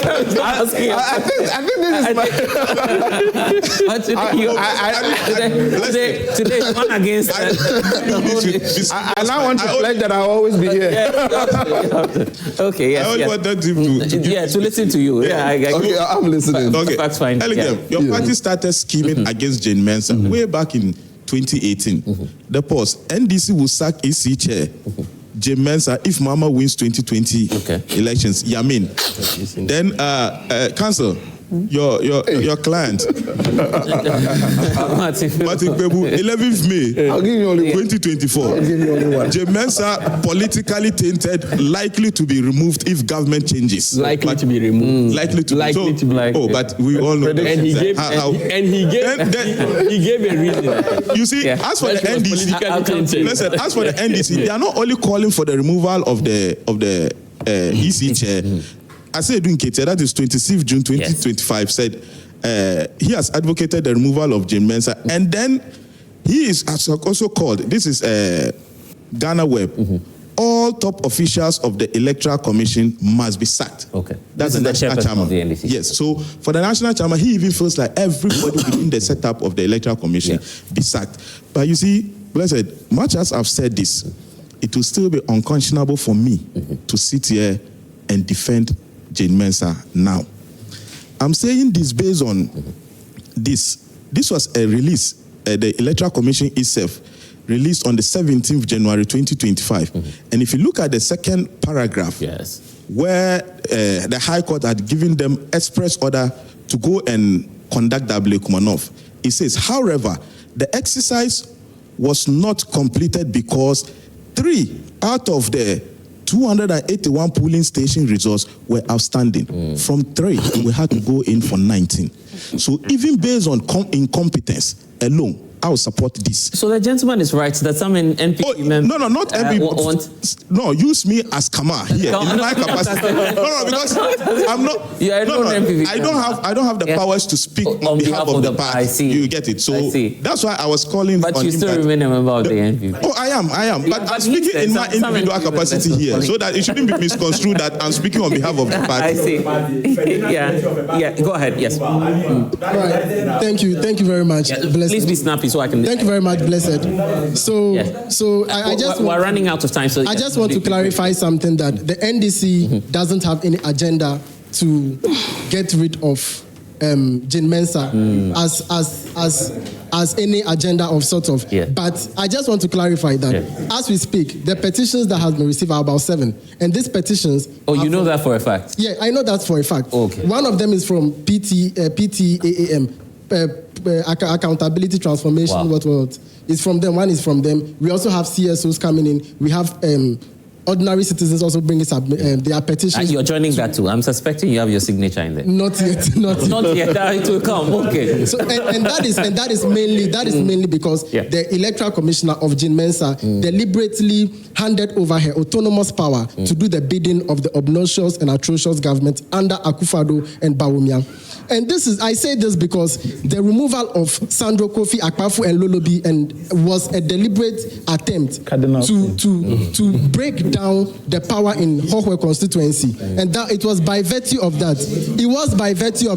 That's how come Peter Amewu even came to power. And I say this because I voted in Hohwe constituency. Oh, that's your area. I voted in Hohwe constituency. Okay. So watching my friends who come from Lolobi not being able to vote is something that hurts me, and they will not be able to relate to it because they don't know how it feels. But now your candidate has won the seat back. So what's the we cannot forgive her for such a crime. It is for those bases. That's why she has lost her integrity. She's clearly incompetent, and she must be held accountable for her misconduct and her misbehavior. Okay. That's the reason why we are calling for her. Watching you this morning. Thank you. Okay, so thank you. I think one of the things that Akufo-Addo did well, but then one of the things that I think he opened the floodgate was the removal of the then EC. Shallow to say. Because now it has been a cascading effect. Like now, anytime someone comes, someone should go. And that's why when President Mahama was coming, I thought he was going to at least put a stop to it. But then he has also touched the CJ. So now it will continue. So now the reset, I thought at least for maybe he won't go for any presidential election again, unless maybe the agenda that people are hearing is true. Which one? He won't. Okay. Okay. So if you are not running for president, at least you will be at a better position not to do the things that the ordinary politician would do. Yeah. But then he has also one way or the other touch someone. So now, yeah, I get it. Okay, Let me give you the final ask for beating or something. Yes. So Mr. Bless, thank you very much. I think that the views that have been expressed by my colleagues have been one that to an extent are coming from very political viewpoints, but from an independent viewpoint. You are the neutral. Jenna says there's no neutral person in Ghana. So I'm wondering how you're going to be independent now. But anyway, let's hear. Yeah. What I would want to say is that this particular matter of SAR. What were the facts of the matter? The facts of the matter, as we are told, at least from the Electoral Commission's viewpoint, is that at the time when the district of SAR was created, it was too close to an election period that the constituency could not have been legally recognized, and a parliamentary candidate subsequently recognized for an election into parliament. That is the explanation that the Electoral Commission has given. None of the viewpoints that have been expressed has had a ground to question that, which is to say that they really do agree with the Electoral Commission. So I think that the contention they are having was simply because they didn't have a chance to have one more seat in Parliament. So I wouldn't have qualms with them to that extent. What I am looking forward to is that this particular removal process is not going to be fraught with all the legal tussle that fraught the removal of the Chief Justice in the removal process that you know that for a fact. That is what I am hoping for, that we don't have all of the back and forth coming up. I'm hoping that we will have valuable national time to discuss real issues and not to be doubling up in some of those discussions because they don't really help the discussions. Thank you. Council, I'll start off with you because your client was quoted saying that look, it's a natural order. It will happen. G-Mensa will go. I mean, is he being misquoted or something? Well, I didn't hear him directly, but for the quotation that had been brought to my mind. But looking at it, from what he even read, what did my client say? He says she's been politically tainted. He advanced a reason for which he feels that she is no longer, or she's likely to be removed based on such grounds. So that was a likelihood of something happening. He was not so clear that, she will be removed when there's a change of government. Just likely? No, likely to be removed based on his assertion. And you agree with me that everybody has an opinion on matters in this country. It is our opinion that helps in the development of our country. But then, touching on the petition itself, you would agree with me that as we sit, none of us can actually go into the substance to determine whether there is a meritorious, accusation that should lead to her removal or not. So the mere fact that a petition has been brought, the president has no option than to forward it. Because, I was asking ELIKEM earlier as to, the he has no option than to forward it. Legally speaking, that is correct. In the law. That is correct. Okay, so the president can't look at it because, there was an earlier petition. Yes. The president looked at the face value and said, look, you don't have any grounding. That was the former president. That was the former president. And he stated the reasons that this petition was already in circulation. But you're saying President Mahama no, have a choice? So he forwarded it to the CJ to take a look at it. And the procedure is clear. So the CJ will also take it, look at it. If he's of the view that there's a prima facie case, sets up a committee that deals with it. So the process is robust. The process is robust. We can't sit down here and just think that everybody along the way is going to dance in accordance with the pleasures of a particular political party. I get that. Let us have the petition. But I get the point. Yeah, guys. Let us have the petition go through the mill. And if it turns out that there's no merit in it, it will be thrown out. All right. I have a very big problem looking at the way President Mahama is dealing with women in this country. This is a man who went around campaigning that when he comes into power, he's going to make sure that 30% representation is given to women. And then he will give 30% ministerial positions to cabinet. He said it. In fact, I remember they invited me for a program and then they laid out the NDC, their manifesto and the things they were going to do. And I looked at both MPP and NDC. So the women, we said that the NDC one favors us more. I remember. Oh, you agreed at Yes, yes, at Sun Lodge Hotel. So we looked and said that this one favors us more. We never knew that we were being taken for granted. We never. So President Mahama came into place and then appointed cabinet ministers, and then we realized that when you look at cabinet ministerial position, we had 10%, ministerial position, we had 16%, deputy, we had 14%, and then it became a problem for all of us. Then he who has not, constitutionally, he was mandated to pick 30%. He flouted the constitutional rule and now went ahead. You're talking about regional balance, is it? No, it's not regional. This is in the act that enacted the affirmative action you're bill. Referring to, yes. It's in Article 17.4 of Ghana's legally, constitution. you mean, not constitution. Yes. So it is in Article 17 of this, and the Parliament should. So Parliament did it. It's a constitutional means the president violated. So immediately after violating this rule, he now went ahead to remove women who have been given positions by previous people that he could not give. He started with the Chief Justice. removed the Chief Justice, and now his eyes are on the Electoral Commissioner. Do you know what is paining me? What pains me is the way President Mahama usually do his thing. They gave it to me. I did not have any decision. Sure? Oh, no. President Mahama has been the architect of the removal of women, not anybody. You see the Constitution, when they give it to you, you have the mandate as president to say that let it go. You have that mandate. You have the mandate to establish prima facie. So you can decide. And when even the committee is done with its findings and they bring it to you, you have the mandate to say that, okay, this is a committee. But as a president, let it go. He has, listen, I'm coming. Allow me to talk. Okay, guys, let's allow me. Please allow me. You have no idea I get you. the pain the women of Ghana are passing through in the hands of President Mahama. So please, it's okay. What at times pains me, people try to drag the vice president into it, and I told them, you cannot drag the vice president into all these difficulties. Look at the even the conferences the vice president usually is giving when it has to do with women. We have a gender minister, for God's sake.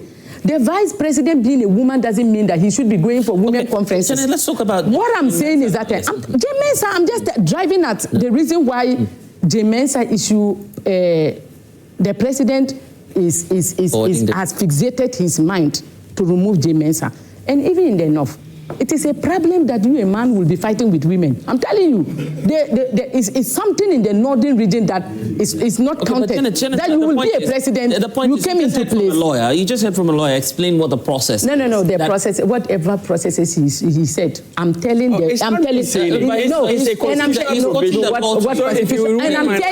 the constitutional. It's not about your constitutional provision. I'm saying that with the and I'm saying that even the president, when he received it, he has to have his own personal decision to say that don't read for me. Don't read. I don't want reading for me. Do you follow the constitution? No. Wait. No. I'm coming. Where were you in this country when the constitution in Article 17(4) of Ghana's constitution says that the president, they should enact affirmative action bill to give 30% representation to women? And your president, the NDC president, and the president refused. And you are a lawyer and you could not read that. Don't read it for me. Janet, go and be reading it for the president. Where were you in this country? Where were you in this country when Charlotte Osei was being removed from office? Go into you go and look for Convoke. That time I was a member of the Coalition of National Women Organizers of Ghana. We rose up against the government for doing that. Go. I was the president. The NDC were there. The MPP were there. That time I was in PNC. PNC was there. We had the CPP. PPP was there. We rose up with the women and we challenged President Nana Akufo-Addo that this was bad. So if it were bad then, and we are here talking again, it's not because of political parties. It has to do with women issues. All right. What I'm saying is that the president has been unfair to women, and ever since he came, his agenda has been to persecute us. And the persecution is enough. Okay, let me give the last stick to... I didn't know that Madam Janet was once in the PNC. She's also a former general secretary, actually. Yeah. I don't know where she'll be going next.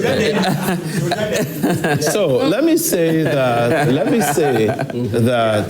I mean, you can say all manner of things against President Mahama. Fortunately, the greatest, the vast, the majority of Ghanaians out there and those watching us already know who he is and what he stands for. Ghanaians. You see, I recall, I think maybe 5 or 6 years ago, if I'm not mistaken, or maybe 4 years maybe, I also petitioned the president, myself and Prince Derek Ejay, to remove Jen Mensa. And you recall on a lot of this was during President Akufo-Addo. Yes, President Akufo-Addo. Who said you are supporting women? President. So you see, let us not have a shallow understanding of what supporting women means. Being a women advocate does not mean that I will endorse something that is below standard. What has he done? At the time, what was the crime of Jane Mensa in your view? At the time, let me just give you one thing. Do you recall prior to that elections, she made us know that the biometric verification was going to have facial verification, and we paid heavily for that. During the election, was there any such thing? That is a financial loss she has caused to this country. And you think that merely because she's a woman and I'm a woman advocate, I should say that I must support Jane Mensa. You paid for facial biometric. You are not aware? No. You are the one saying. But you should be aware. I've been in IPAC meetings. And what you are it doesn't saying, matter. No, you have to verify what you are saying. She announced it and was given a budget. That the new features, the reason for which we had a new register, I recall that. The features. Yeah, the features. She spoke about Did you ask them? Did you ask him to explain what this guy is saying? And what did he do? I mean, I've known this, I've been in IPAC. I've never seen you at IPAC. It doesn't have to be. And this thing has never come up. You see, just hold on. No. Just make a point. Just learn for me, and then we wrap up. Yes. You see, well. Yeah. So G Mensah will go, in your view. I don't care, but I believe that she must go. And thankfully, as early as 9th of July, the General Secretary of the NPP also holds the same view. Oh, really? Yes. The General Secretary Are you the same? on the 9th of July also holds the same view that Gen Mensah and her people are so incompetent. And guess what? This was at the time of the Ablekumanov rerun. This was at the time when he, as General Secretary, even publicly said they were no longer going to partake in the exercise. Then their parliamentary candidate came out and said, pardon my French, but okay, let's not use that. Anyway. Get rid of this. I am going to do that. And they all followed her. You have to go. So, guys. Well, the president refused, even though they received everything. They refused the president and the hatred he has for women. You get it. To the extent, to the extent that, Ansar Sadeli, after removing her, she replaced her with a woman. A man. She replaced her with a man. You remove a woman. President Mahama he has women. A woman as vice president. And how is he treating national organizer of the NDC and also deputy CEO, Forestry Commission, Janet Nabila is founder of the PNP. And to lawyer Bia for joining us, lawyer to Martin Kpebu, and to my audience as well. I'm grateful. Apologies, I could not take all of your messages. Keep them coming through next week. We'll read them out here on the show. It's been Prime Insight with me, Blessed Sugan. We can connect on X at Blessed Sugan. And let's continue the conversation from there. Thank you. Thank you.